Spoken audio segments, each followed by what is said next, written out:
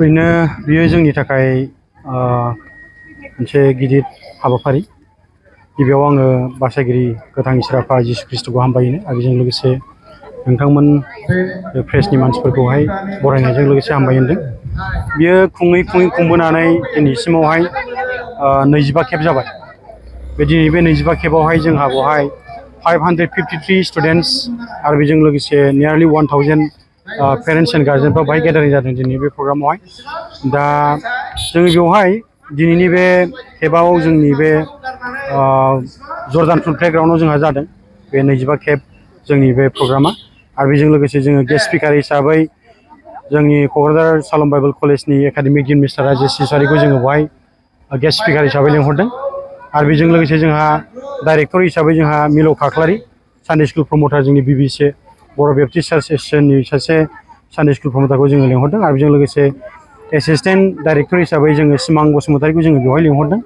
आरो जोंनि बे गासै बे प्रग्रामावहाय जोंनि बे गथ'फ्रा फैनानै गोबांथार इसोरनि रावखौ सोलोंनानै जाहाथे बिथांमोना गाव गावसिनि बे जिबनावहाय जाफुंसार जानो हायो, जाहाथे इयुनाव सासे ख्रिस्ट'नि बिक्ति बा ख्रिस्टियान जोहोलाव सेंग्रा सिख्ला हिसाबै गसंनो हायो, बिनि थाखाय जोङो बे प्रग्रामखौ स्पेसियेलि बोसोरफ्रामबो खुंफुंनाय जायो। स्पेसियेलि बे प्रग्रामखौहाय चिल्ड्रेन एन्ड इयुथनि थाखाय जोङो खुंफुंनाय जायो। जों बिथांमोननि बे पार्सनेलिटिखौ जों डेभेलप खालामनाय जायो।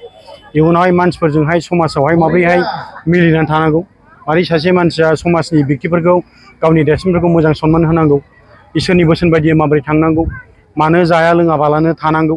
जेरैहाय आथिखालाव जों नुनो मोनो ड्राग एडिक्ट, एलक'हलिक, बेनिफ्राय थांखु जौ सिगारेट बायदि बायदियाव जेरावबो नांथाबनानै जेखि धोरोमनि मानसियानो जाया मानो बेफोराव नांथाबनाय जायो। दा बेफोरनिफ्राय मारै गोजान जायोब्ला जोङो फरायनायाव माबायदि नांथाबनो हायो आरो बिमा बिफाखौ जोङो मानो मानिनांगौ, इसोरनि बोसोनखौ मानो मानिनांगौ आरो बेजों लोगोसे गोजौ लेभेलाव जोङो थांनांगौब्ला सासे दिनैहाय ख्रिस्टियान सेंग्रा सिख्ला जानानै माबायदि बोसोनखौ लानानै सिगांथिं दावगालाङोबा जोंनि दिनैहाय जोहोलाव सेंग्रा सिख्लाफ्रा दावगानो हायो बा गोजौ लेभेलाव थांनो हायो, जों बेफोरखौ फोरोंनाय जायो।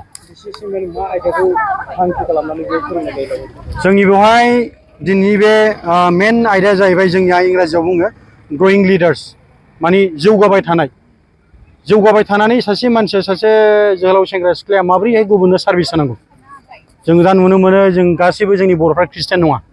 दा नन ख्रिस्टानफोरनि गेजेराव थानानै नन ख्रिस्टानफोरनि साखाथियाव थानानै बैसोर गामिनि मानसिफोरखौ माबोरैहाय मोजांनि थाखाय जों बोखांनांगौ।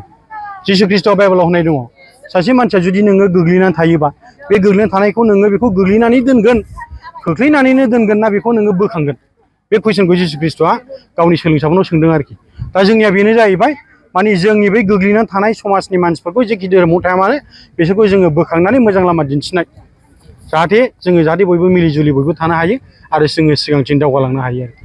गुबुन इभेन्ट्सफोर दं, जेरैहाय जोंहा सिंगिं कम्पिटिसन दङ, मेथाइनि रोजाबलायनायनि, आरो ओमफ्राय बेजों लोगोसे रिसाइटेसन, एक्सटाम्पर स्पिच, बेजों लोगोसे जोंहा डान्स दङ, बेजों लोगोसे जोंहा आर्ट दङ, बेजों लोगोसे जोंहा बेबायदिनो गुबुन गुबुन रोखोमनि आइटेम्सफोरखौ जोङो लाफानाय जायो। जेरावहाय सेकुलार इडुकेसनाव मोनसे स्कुलाव मा फोरोंनाय जायो बेफोरखौ जोङो एखे प्रग्रामफोरखौनो, हाबाफारिफोरखौनो जोङो जोंनि बे नैबे चिल्ड्रेन एन्ड इयुथ डेभेलपमेन्ट प्रग्रामावबो जोङो बेफोरखौ फोरोंनाय जायो। बेवहाय जोंहा नियारलि 60निफ्राय 65 चार्चेस एन्ड फेल'शिप दङ जोंनि बे क'क्राझार डिस्ट्रिक्टआवहाय, जोंनि बेप्टिस्टआ।